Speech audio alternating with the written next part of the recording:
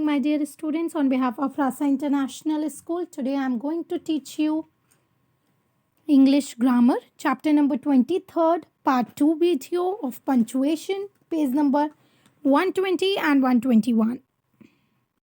As we have already learned about punctuation, punctuations क्या होते हैं वो हम already previous video में learn कर चुके हैं. So let's start this chapter now. Read this paragraph. First we are going to read this paragraph. Breed bear was always after Bree rabbit. एक बियर था, वो हमेशा एक रैबिट के पीछे ही घूमता रहता था. He dreamed of the day when he could catch Bree rabbit. और वो उसका ये सपना होता था कि मैं ब्री रैबिट को किस दिन पकड़ लूँगा. उसके पीछे हमेशा घूमता रहता था. एंड हैव अ फीस्ट, और मैं उसको खाऊंगा. And invite his friends to eat, और मैं अपने कैसे दोस्तों को बुलाऊंगा जब मैं उसको पकड़ूंगा और खाऊंगा. But Brer Rabbit was too quick for him. Brer Rabbit था, वो हमेशा इतना तेज भागता था, इतना क्विक होता था, इतना जल्दी में होता था. Brer Rabbit on the other hand was tired of being on the look out of Brer Bear. He was very angry. Brer Rabbit हमेशा इधर उधर भागता रहता था. ऑन द अदर हैंड वो बहुत थक गया था इधर उधर छुपने की वजह से, ब्रीड रैबिट बियर की वजह से. ही वॉज वेरी एंग्री. बहुत गुस्से में भी था क्योंकि उसे हमेशा उससे भागना पड़ता था, छुपना पड़ता था. एंड अ लिटिल स्केयर्ड, और वो थोड़ा डरा हुआ भी था. What do you think Brer Bear and Rabbit do? क्या लगता है आपको कि ब्रीड बियर और रैबिट क्या कर रहे थे? It was it easy reading this paragraph? क्या ये ईजी है रीड करना पैराग्राफ? नो.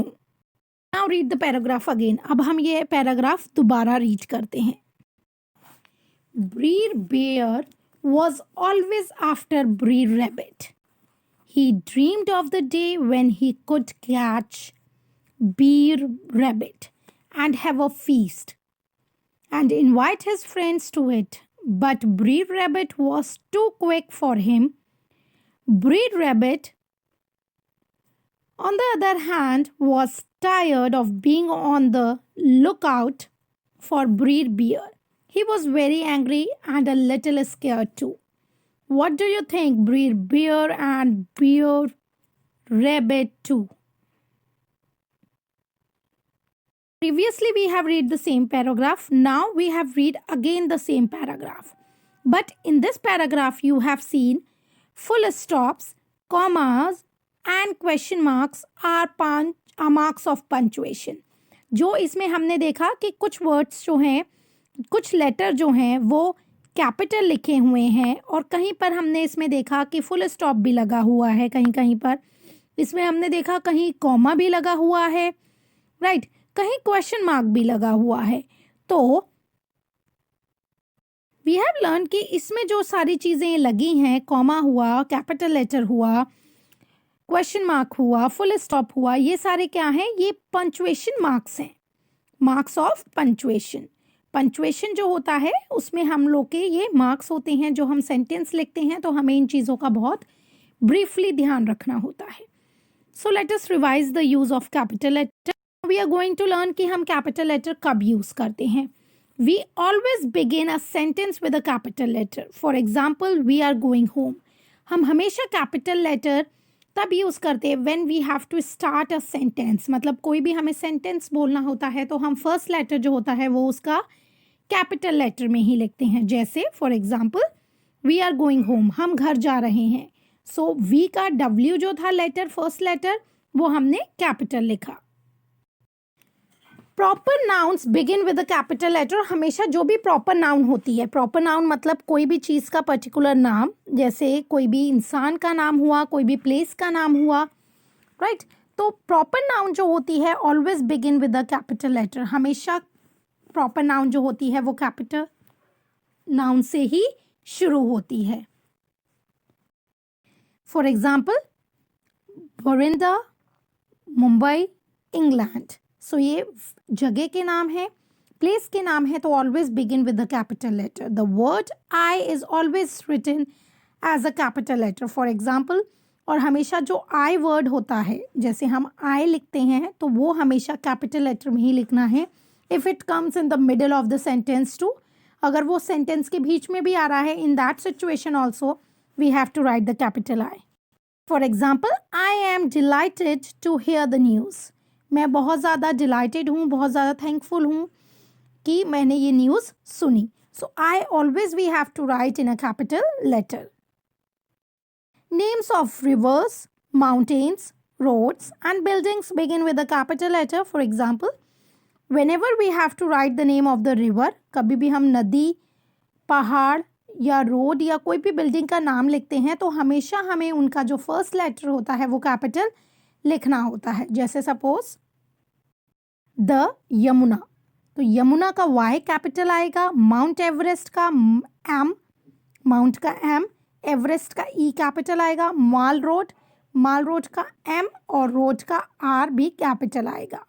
ऊर्जा भवन एक वेन्यू है, एक जगह है, तो उसका यू और भवन का बी भी कैपिटल आएगा. Names of months and days of the week always begin with the capital letter. हमेशा जब भी हमें नेम ऑफ द मंथ के नेम लिखने होते हैं या डेज ऑफ द वीक लिखने होते हैं तो ऑलवेज हमें फर्स्ट लेटर जो होता है वो कैपिटल लिखना होता है. जैसे October, Friday.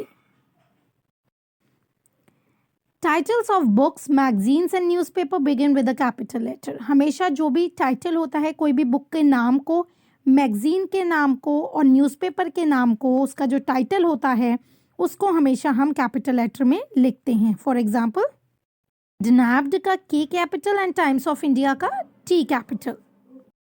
Learn. So what do you do when we have to mention a number of things in a list? जब हमें बहुत सारी चीज़ें एक ही लिस्ट में और एक ही सेंटेंस में लिखनी होती हैं, so we will put a comma. तो हम उसके लिए कॉमा यूज़ करते हैं. As I told you in the previous video also, Munna brought dal, rice, curd, ghee, tea and sugar for the grocery store. This sentence would read better. ये sentence अभी हमें समझ में नहीं आ रहा कि मुन्ना ये भी लेके आया, वो भी लेके आया, बहुत सारी चीज़ें लेके आया वो. If we write in a proper way, so this sentence would be read better if we separate the items using commas. अगर हम commas लगाते हुए इनको रीड करें तो ये और बेटर हो जाएगा सेंटेंस. जैसे Munna brought dal, comma, rice, comma, curd, comma, ghee, comma, tea and sugar from the grocery store.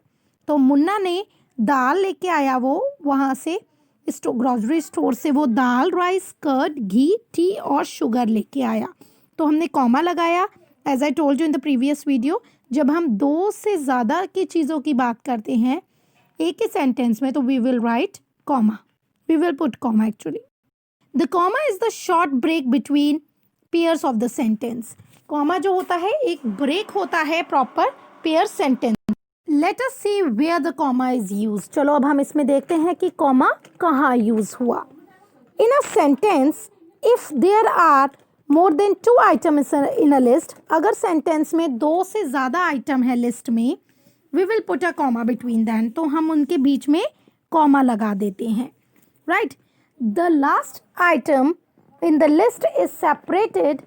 जो लास्ट आइटम है वो लिस्ट में जो सेपरेटेड है, अलग है, जो प्रीवियस वन बाय एंड. तो मतलब जो लास्ट आइटम बचा होता है उसको हम एंड के साथ लगा देते हैं. फॉर एग्जाम्पल, जैसे आई ब्रॉट टेक्स्ट बुक, मैं टेक्स्ट बुक भी लेके आया, नोटबुक भी लेके आया, पेंसिल भी लेके आया, पेन भी लेके आया एंड इरेजर्स लेके आया मैं. तो एंड जो लास्ट का एक बचता है आइटम उसके साथ हम एंड लगाते हैं, बाकी सब में हम कॉमा लगाते हैं. We put a comma to separate someone's name. और हम कॉमा लगाते हैं जब हमें किसी का नाम सेपरेट करना होता है, अलग से करना होता है. जैसे टाइटल और डेजिग्नेशन अगर हमें अलग करनी होती है तो उसके लिए भी हम कॉमा लगाते हैं from the rest of the sentence, बाकी के सेंटेंस से. फॉर एग्जाम्पल, जैसे हम बोलते हैं please excuse me sir. Sir हम किसी का सेपरेट नाम है, एक डेजिग्नेशन है, तो हम उससे पहले कॉमा लगाएंगे. Please excuse me, comma, sir. Next sentence, Krishna please bring me a glass of water. तो कृष्णा के बाद हमने सेंटेंस कॉमा लगाया, Krishna comma please give me a glass of water. I hope you understood this chapter. Please do practice at home. Do all the exercise in your book as well as in your notebook. Thank you very much. Have a nice day.